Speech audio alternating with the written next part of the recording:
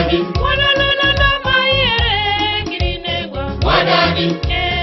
Malaria kirinegwa. Wadadi. Pneumonia kirinegwa. Wadadi.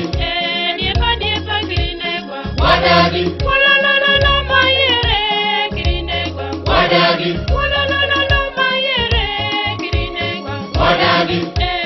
Remtiamo kirinegwa. Wadadi. Cholera kirinegwa. On my right side, this is my first lady, my first woman. Her name is Teresa Aumutien.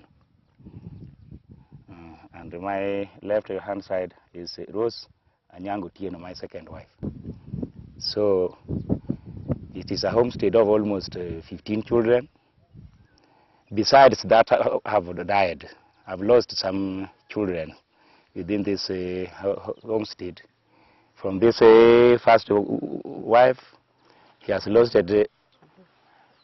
She is just saying that they are 8 because, you know, me as Amze, I counted 7, but she is saying she has lost 8 children due to pneumonia, poverty. The way they could reach the hospitals came a problem. And my second lady, he is saying he has lost 4. What endows me, having married 2 women, is that this death of my children. Because if a child can die one after the other, some were dying after 1 year, some 8 months, some 2 years, something like that. So it forces me to try my luck, because my first woman, who was nicknamed by the old mamas, these TPAs, were just telling her, oh, we ni Jacksoni. Hii Jacksoni means mwenye mtoto wake anakufa mwingine baada ya ingine.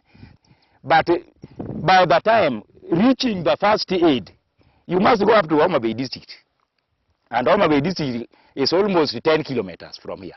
And there was no means, no access roads, no even bicycle that you can travel with. There was no money, no market to sell your things so that you can get money. So you carry your child mabegani. Unaona? Unakari kwa mabega, unakimbilia Homa Bay, unakata tu hapa kwa msituni unaenda. Unaona? Kuenda huko mtoto anakofia kwa njia, unarudi naye mabegani, unasitokea tu mama anakuja from the gate while crying. That one shows that it is just a simple, my child has gone. So the importance that I've seen and to this program of iCCM is that me as a CHW, it is important to me. Because when I was no longer a CHW, I knew not about any health services within the community. That's why my children were dying one after the other, because I was ignorant about the health. So now I'm coming up and I'm trying to elongate my powers or my experience to my neighbors. So that I wanted them not to lose more children like me that have lost 10 or more. Even that the same problem goes up to my neighbor. I'm still extending to proceed to preach that word almost from door to door. And I'm seeing that changes are there. I have myself volunteered, even though I'm not paid, but to date, I'm still raising my hand that I'll remain a volunteer so that my community can get a change.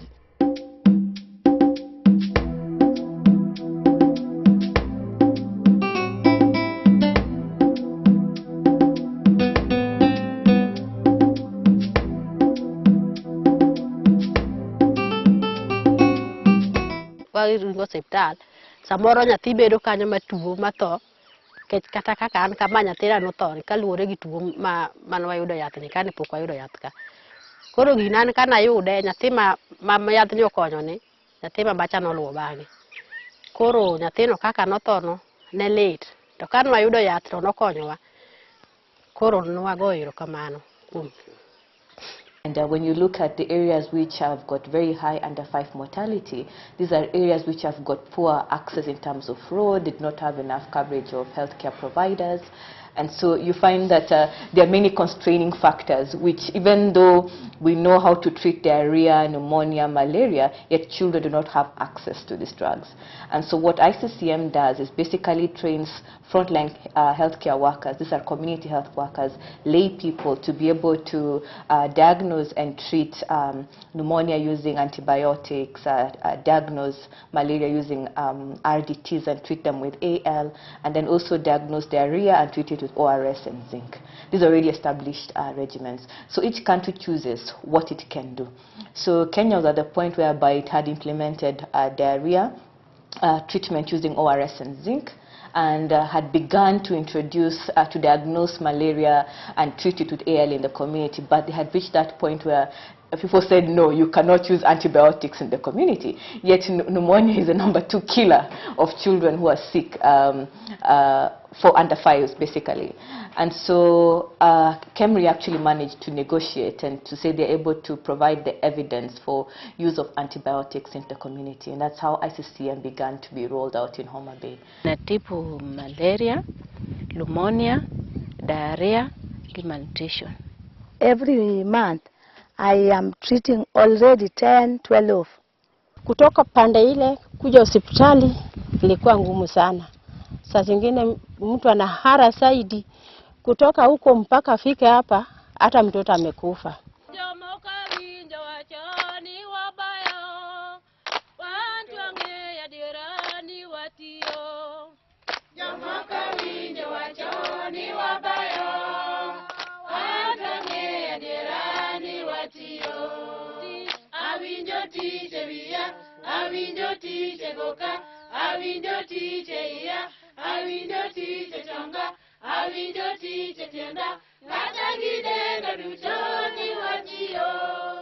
So far, we have trained over 2,600 community health workers to be able to diagnose and treat all these 3 conditions, and in addition, to provide vitamin A supplementation.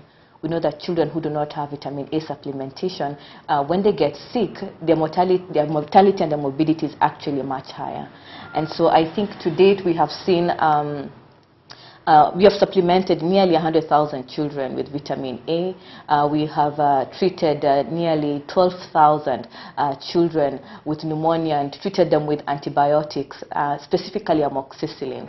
Mwanzoni nilikuwa narifaa watoto. Narifaa watoto wakienda hospitali kwa sababu nilikuwa sijatrainiwa kutibu hao watoto. Baada ya kutrainiwa kutibu hao watoto, sasa mimi nawatibu. Natibu malaria, pneumonia, diarrhea, malnutrition. Condition yenye naweza tibu. Kama ikinishinda, kama iko na yani yenye siwezi, narifaa kwa hospitali. It is a pleasure to us that the community recognizes us as the immediate doctors. Now we are very happy that we can identify pneumonia, which was very difficult before. About iCCM, I think it has done much good since its introduction, and there is already an impact felt both within the facility and in the community. As it targets the key 4 issues of pneumonia, malaria, diarrhea, and malnutrition, we have seen that these cases have gone down. The cases that we now see as a facility have gone down, a clear indication that they are seen or managed at the community level by the CHWs.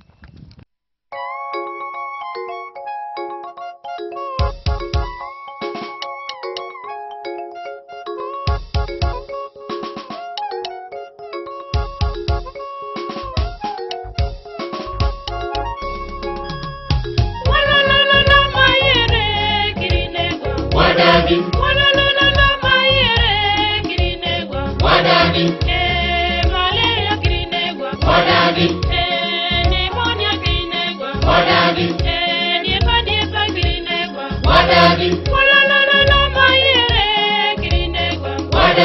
Wolololo mayere kirinegwa. Remtiamo kirinegwa. Kolera kirinegwa. Remfomo kiritiekwa. Ayaki kiritiekwa. So community health workers, I think that in areas which are resource constrained are really the way to go. I've tested Bravin Otieno. The child had fever, cough, and diarrhea. The temperature was 38.7 degrees Celsius. I've tested malaria, done the RDT. It has tested negative. Got the breaths at 63 breaths per minute. The mother has also reported cough. The child is 8 months old. I've given amoxicillin, which is going to be given 1 tablespoon twice daily for 5 days. Mark is yellow, and I'm going to refer the child to the health facility for nutritional advice. I don't think we would have been able to implement and roll out iCCM to this scale, without the support of the Ministry of Health, which actually okayed the fact that community health workers should be able to diagnose and treat pneumonia in the community. And we've also received very generous funding from UNICEF and WHO, in particular UNICEF. And they have provided a huge chunk of the money that's gone into training of these community health workers and the support supervision, including even the mobile phones. WHO was able to not only provide the financial support, but to also send technical support. They sent us 2 people who came down, reviewed the trainings, reviewed the accreditations, talked to the community health workers, and made us have a much, much stronger program.